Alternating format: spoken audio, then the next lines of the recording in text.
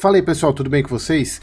O vídeo de hoje, ele não é uma análise de um fundo imobiliário, até porque a origem desse canal é para ajudar a você a se tornar um melhor investidor. Essa foi a missão que eu fiz nesse canal, inclusive os primeiros vídeos são sobre base de fundo imobiliário, tem um aulão de fundo imobiliário muito bacana. Comecei a fazer análise de ativos aqui, e aí no final desse ano agora e começo desse ano, eu trouxe mais uma série para o meu canal, que é trazer relatórios gerenciais de diversos fundos para ajudar você a se tornar um melhor investidor. Mas o vídeo de hoje é um ponto que é bem interessante e que causou um certo burburinho agora nesse começo de ano, final do ano passado, de 23, e começo desse ano de 24. Todo mundo sabe que existe a Lei 8668 de 93, que é a lei dos fundos imobiliários, que foi assinada lá pelo Itamar Franco. E eu já falei bastante sobre essa lei, inclusive eu falo bastante dela na mentoria que eu tenho, que inclusive o link da pré-inscrição da terceira turma está aqui embaixo. E eu sempre trago para vocês a segurança do investimento em fundos imobiliários. E uma das principais seguranças que eu sempre falei e trago para vocês é a questão do fundo ter ele tem o patrimônio separado do patrimônio da gestora. Então o patrimônio do fundo, ele é um patrimônio separado da quem cuida do fundo imobiliário, da gestora. Isso significa o quê? Se a gestora tiver problema, o fundo não vai ser usado para quitar ou para sanar dívidas da gestora. Então, essa é uma das maneiras de tornar os fundos imobiliários seguros. E um outro ponto que amarra um pouco a questão do gestor é que o fundo ele não é tratado como uma empresa. Por exemplo, a empresa, se ela quer alavancar a sua operagem, o que é alavancar, pessoal, a sua operação? Alavancar é utilizar dinheiro de terceiro para aumentar o retorno do seu negócio. Desde que essa alavancagem sendo bem feita, o que você vai ter de retorno utilizando o dinheiro de terceiro vai ser maior do que o custo dessa dívida. É basicamente isso a alavancagem. E uma empresa, ela pode fazer isso. Ela pode chegar e ir lá no banco, pegar dinheiro emprestado, ela pode chegar e ir lá no banco, dar um imóvel dela ou um bem dela como garantia desse empréstimo. Ela pode emitir uma debenture, que é uma dívida para captar dinheiro. Ela tem inúmeros mecanismos. Já um fundo imobiliário, ele é bem travado nessa questão de alavancagem, né? Do gestor do fundo utilizar recurso de terceiros, que não seja de recurso dos próprios cotistas, para fazer o fundo crescer. Até porque na própria lei de fundos imobiliários é bem claro lá que o fundo ele não pode dar como garantia os bens do próprio fundo. Então isso dificulta muito o gestor ir lá no banco e pegar um empréstimo sem dar nenhuma garantia. Isso faz com que a taxa seria muito alta.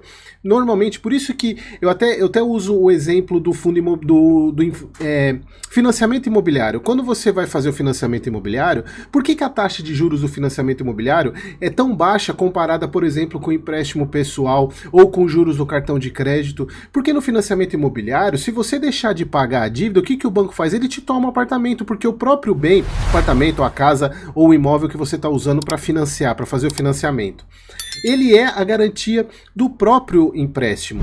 Por isso que as taxas são menores. Agora, o crédito pessoal, você não está dando garantia nenhuma. Por isso que a taxa de juros é lá em cima. Por isso que a taxa do cartão de crédito é lá em cima, porque você não tem garantia nenhuma. Quem está te emprestando dinheiro, no caso a operadora do cartão, ela não tem garantia nenhuma que você vai pagar. E se você não pagar, ela não tem nada para te tomar. Por isso que ela joga os juros lá em cima.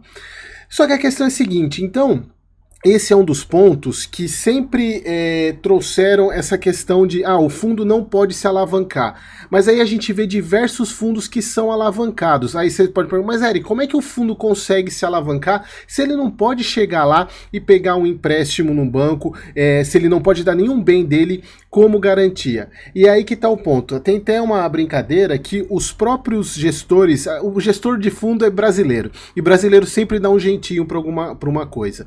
Como é que os gestores, eles alavancavam o fundo imobiliário? Eles iam comprar um imóvel que já possuía dívida. Então esse imóvel já tem dívida, o fundo vai lá e compra o imóvel, porque ele não está comprando, na verdade ele não está fazendo dívida, ele está comprando um imóvel com dívida. Então, na verdade, verdade, essa alavancagem ele traz para dentro do fundo. É uma das maneiras. Outra maneira, por exemplo, ele compra um imóvel a prazo e traz o imóvel, já aluga esse imóvel e continua pagando as prestações desse imóvel. É uma maneira de se alavancar também, porque o fundo ele não desembolsou todo o dinheiro para comprar um imóvel à vista. Então, existem algumas maneiras do fundo se alavancar sem precisar dar um bem como garantia. E aí que veio essa mudança na lei de fundos imobiliários, que eu quero trazer aqui para vocês. Então essa daqui é a lei de fundos imobiliários, como vocês podem ver, a lei 8.668. E o que eu quero trazer para vocês aqui? Olha só, que é o artigo 7. Os bens e direitos integrantes do patrimônio do Fundo de Investimento Imobiliário, em especial os bens imóveis mantidos sob propriedade fiduciária da instituição administradora, bem como seus frutos de rendimentos, não se comunicam com o patrimônio dessa, aquilo que eu falei. Observados quanto tais bens e direitos seguindo as restrições. Primeiro, propriedade fiduciária. O que é propriedade fiduciária? É a administradora ou gestora ter o imóvel como se fosse dela, mas não é.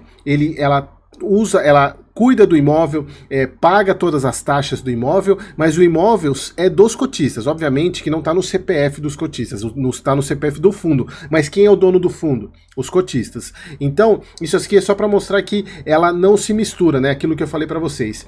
Só que tem um ponto seguinte, olha só a mudança sutil, que é o que gerou essa polêmica toda agora no final e começo de ano, que era o seguinte, o artigo, o parágrafo 5, o item 5, eu não sei como é que chama isso daqui, o item 5 desse artigo 7 era o seguinte: não possam ser constituídos quaisquer ônus reais sobre os imóveis. O que significa isso?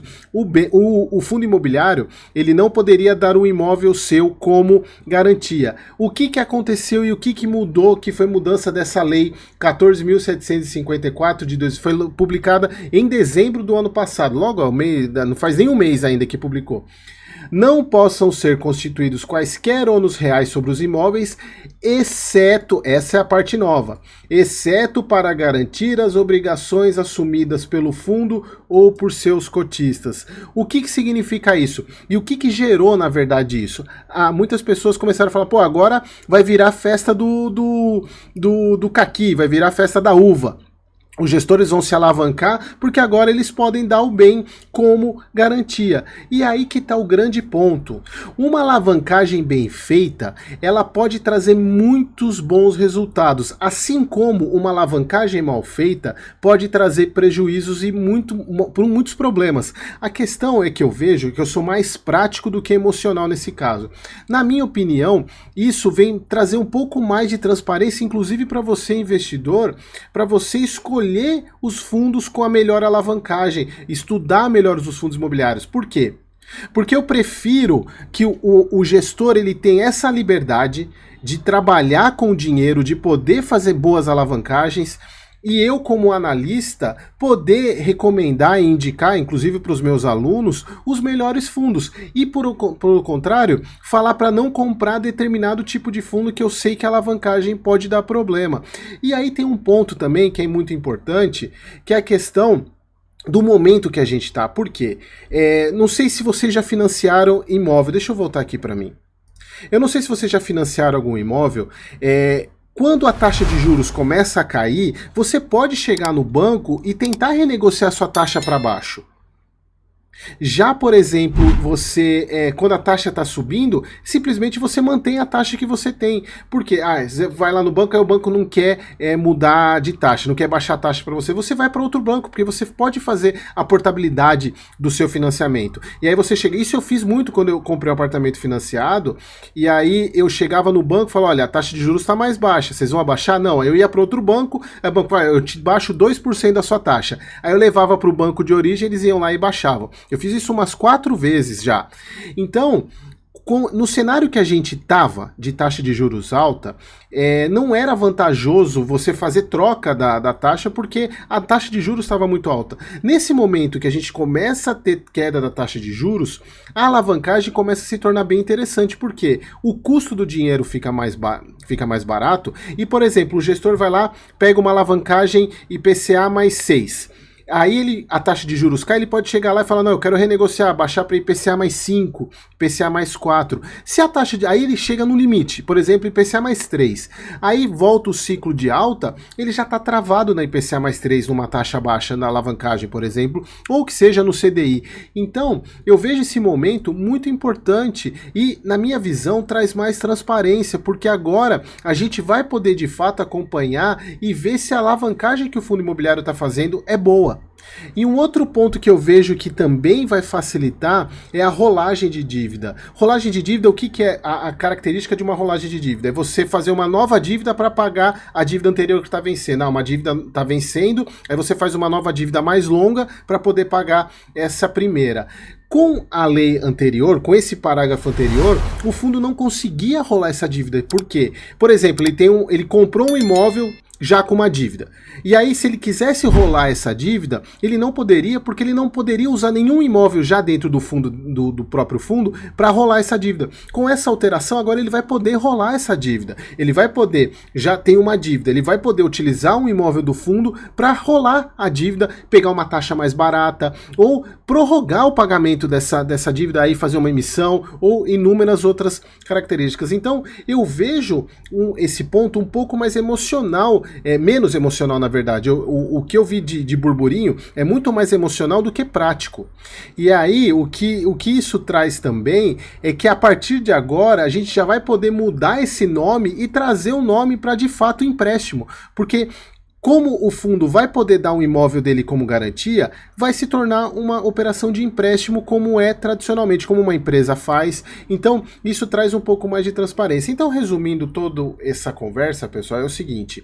Obviamente, isso vai trazer... Para fundos ruins, pode até piorar a situação. Agora, para fundos bons, para gestões boas, eu acredito que isso vai melhorar demais, ainda mais o cenário que a gente está de queda da taxa de juros. Então, por isso que eu acredito que agora, esse ano de 2024 e 2025, podem ser excelentes janelas para você investir em fundos imobiliários, porque o crescimento vai ser muito grande. Então, eu vejo gestores agora com mais ferramentas nas mãos para poder fazer esse mercado crescer ainda mais. Espero você no próximo vídeo e não se esqueça, se você tiver interesse em aprender a investir em fundo imobiliário e a receber essas minhas recomendações, se inscreve na próxima turma, tá aqui o link na descrição desse vídeo, tá bom? Aquele abraço!